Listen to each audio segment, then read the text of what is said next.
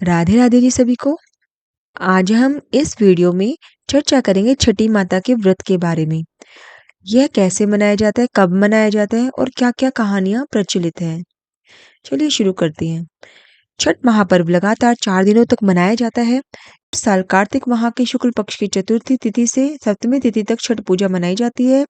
इस दौरान सूर्यदेव और छठी मैया की पूजा उपासना की जाती है। छठ पर्व खासतौर से बिहार, झारखंड, उत्तर प्रदेश के कई राज्यों में मनाया जाता है। यह पर्व साल में 2 बार मनाया जाता है। चैत्र शुक्ल पक्ष की षष्ठी में मनाए जाने वाले छठ को चैत्री छठ कहा जाता है और कार्तिक शुक्ल पक्ष की षष्ठी को मनाए जाने वाले पर्व को कार्तिक छठ कहा जाता है। सूर्य और छठी मैया की उपासना के इस महापर्व को लेकर कई पौराणिक कथाएं प्रचलित हैं। पौराणिक कथा के अनुसार छठ पूजा की शुरुआत महाभारत के समय में हुई थी। सूर्यपुत्र कर्ण ने सूर्य देव की पूजा शुरू की। वह प्रतिदिन घंटों तक पानी में खड़े रहकर सूर्य को अर्घ देता था। सूर्य देव के आशीर्वाद से वह महान योद्धा बना। तो यह थी पहली कहानी। दूसरी कहानी, कुछ कथाओं में द्रौपदी से भी छठ पर्व को जोड़कर देखा जाता है।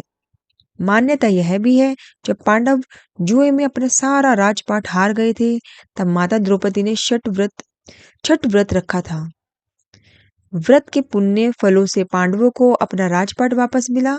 इस तरह से छठ व्रत को सुख समृद्धि दायक माना जाता है। तीसरी कथा, तीसरी कहानी, इसके अलावा यह भी कहा जाता है कि प्रभु श्री राम ने जब लंकापति रावण का युद्ध में पराजित कर दिया था, तो राम राज्य के दिन कार्तिक शुक्ल षष्ठी को माता सीता और भगवान श्री राम ने वास किया था और सूर्यदेव की पूजा अर्चना की थी। सप्तमी को सूर्योदय के समय दोबारा पूजा आराधना से सूर्यदेव का आशीर्वाद प्राप्त किया था।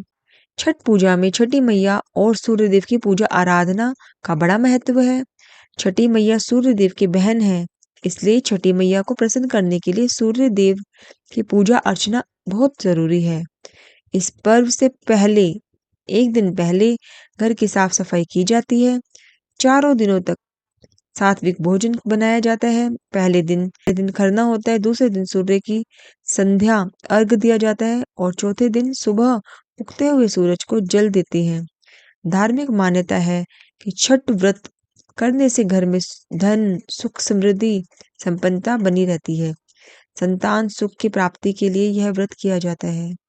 बोलो छठी मैया की जय।